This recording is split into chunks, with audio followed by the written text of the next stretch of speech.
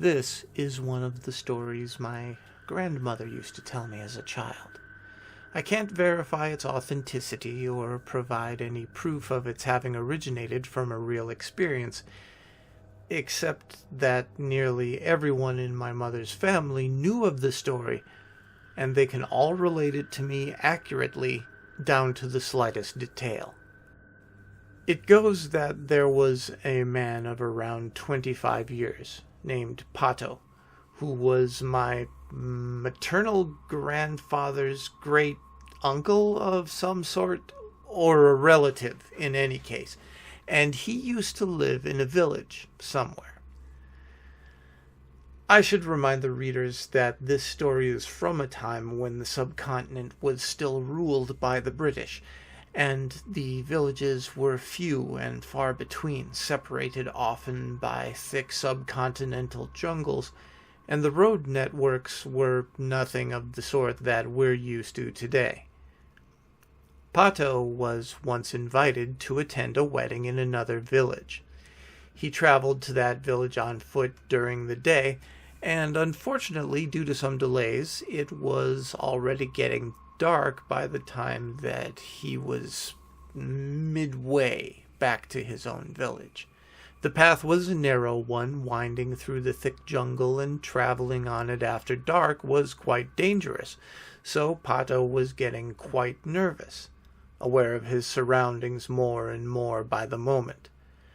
Robbers and highwaymen were about the best that he could hope to meet on this road, since tigers and other beasts often came out to hunt in the dark.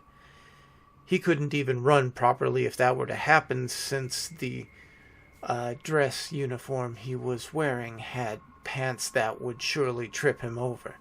It was called a dhoti. It was then that Pato came across a house in a sort of clearing in the middle of the jungle. There was a woman sitting outside the house cooking something in a large pot, and she called to him as he passed. "Traveler, would you like some food and a place to stay for the night?" Now, he was somewhat taken aback, since it was strange for a woman to be living alone in the middle of the jungle, and stranger yet that she would invite a complete stranger passing by her own house in for the night. However, these were times when people were often very hospitable, and he was grateful of having some place safe to stay for the night. Pato took up the offer.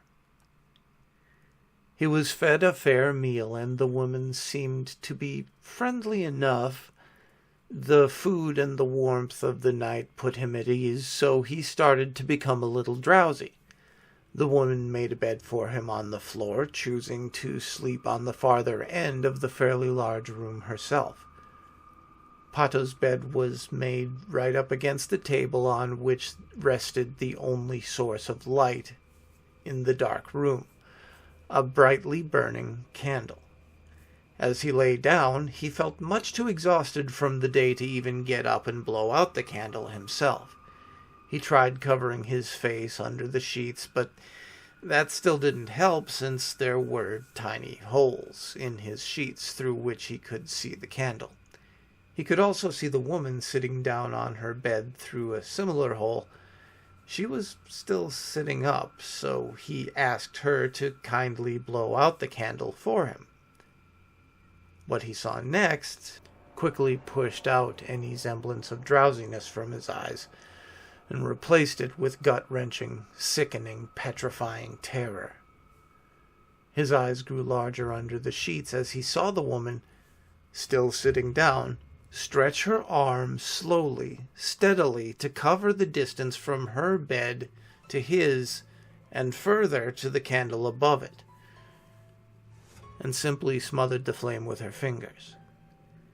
If the sight of the snake-like stretched-out arm had not been frightening enough, the last view of the woman's face as the light went out definitely was.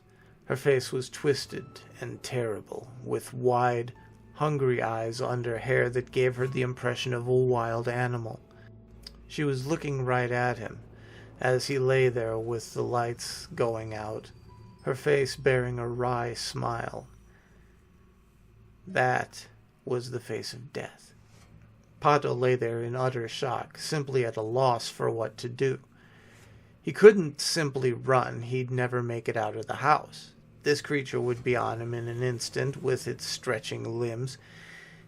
He could also not lay there for much longer. I mean, who knew how long it would be before the creature did whatever it had lured him there for? So Pato thought up a plan. The best one that he could come up with, given his situation. "Ma'am, I need to pee," he announced hesitantly. "Well, all right. The toilet is at the back of the house," said the thing. "That's okay," he said. "I can just do it out in the bushes." Saying this, he got up and went outside, squatting behind the bushes. The creature, meanwhile, was in the door, looking out at him. "Can you give me some privacy? I can't go when you're looking at me," he half yelled, half pleaded from behind the bush. The woman went back into the house after hearing that, which was lucky since Pato needed every moment's advantage that he could get to get away. He quickly took off his pants, his dhoti, to allow himself to sprint, and quietly slipped out of the bush and started running as fast as he could. The thing realized what had happened, though, and came after him quickly enough, but Pato kept running, never looking back once, even though the thing kept shouting at him to come back. Finally, just as it seemed he would give up on himself, the thing stopped chasing him. But it shouted something at him which refroze Pato's insides just before he was out of earshot. "You can run, but my sister will be waiting up ahead to greet you. And she's much faster than I am." This, however, was not true. Pato ran for what seemed like hours, but there was no sister lying in ambush on the path ahead. He made it back home just as the roosters were screeching. He was breathless, feverish, and quite delirious. Now, I would like to say that this ended well for our boy, but it did not. He's said to have died of the fever that he had gotten that night, never recovering from the terror, but not before letting his family and the village know of the terrifying danger lying in wait for them in the dark jungles.